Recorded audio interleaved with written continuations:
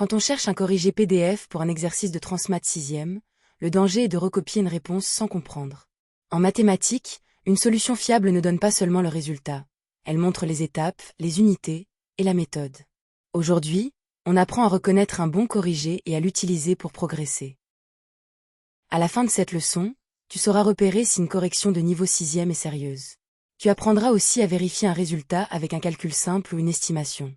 Enfin, tu verras comment utiliser un corrigé pour corriger tes erreurs sans perdre l'intérêt de l'exercice. Un corrigé fiable est une correction qui respecte l'énoncé, détaille les étapes et aboutit à un résultat cohérent. Par exemple, si l'exercice demande un périmètre en centimètres, la réponse doit contenir une longueur en centimètres. Si le corrigé donne seulement 24, sans calcul ni unité, il peut être incomplet ou peu utile. Pour juger une solution, regarde 3 critères. D'abord, les calculs doivent être justes et écrits dans le bon ordre. Ensuite, la méthode doit correspondre à la leçon, addition, fraction, proportionnalité ou géométrie. Enfin, la réponse finale doit être formulée clairement, avec une phrase si l'exercice le demande. Voici une méthode simple pour utiliser un corrigé.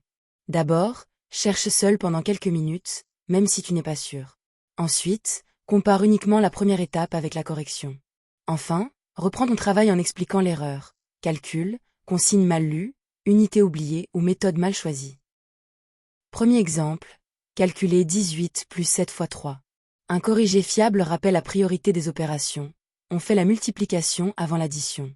On calcule donc 7 fois 3, ce qui donne 21, puis 18 plus 21, ce qui donne 39. La réponse correcte est 39, pas 75. Deuxième exemple, additionner 2,5 et 3,75.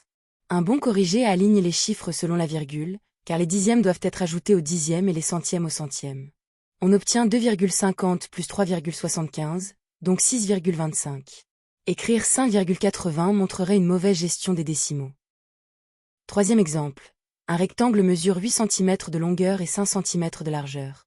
Pour son périmètre, on additionne tous les côtés. 8 plus 5 plus 8 plus 5. Cela donne 26 cm.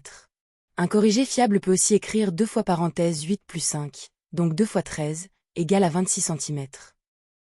Le piège le plus fréquent est de confondre une réponse avec une correction. Une réponse peut être juste, mais si elle n'explique rien, elle ne t'aide pas à refaire l'exercice. À l'inverse, une correction fiable montre pourquoi la méthode fonctionne et permet de retrouver le résultat même avec d'autres nombres. Exercice 1. On te propose la correction suivante, 12 plus 4 fois 5 égale 80. Est-ce une solution fiable? Mets la vidéo en pause et essaie. Demande-toi quelle opération doit être faite en premier, puis vérifie si le résultat annoncé respecte bien les priorités de calcul.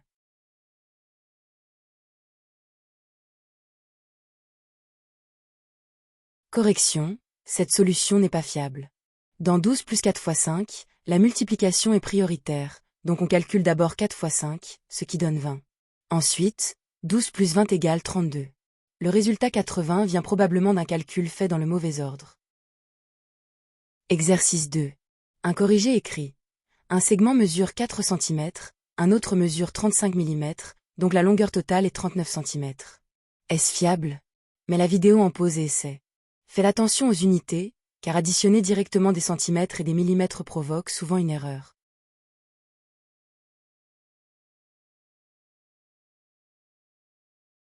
Correction. Ce corrigé n'est pas fiable, car les unités ne sont pas les mêmes. Il faut convertir 35 mm en centimètres.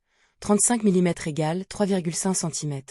On additionne alors 4 cm plus 3,5 cm, ce qui donne 7,5 cm. La réponse 39 cm est donc fausse. Exercice 3. Une recette utilise 200 g de farine pour 4 personnes. Un corrigé affirme que pour 8 personnes, il faut 400 g de farine. Est-ce une solution fiable? Mets la vidéo en pause et essaie. Cherche si les deux quantités augmentent dans la même proportion.